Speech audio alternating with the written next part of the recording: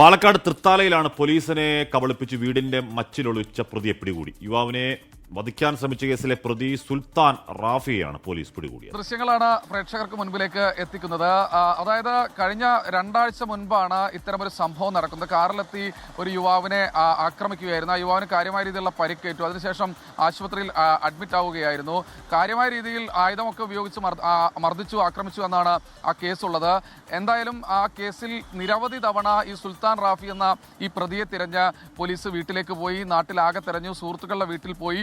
ഈ സമയമൊക്കെ ഈ പ്രതി സ്വന്തം വീട്ടിൽ തന്നെ ഉണ്ടായിരുന്നു എന്നതാണ് ഏറ്റവും കൗതുകരമായ കാര്യം.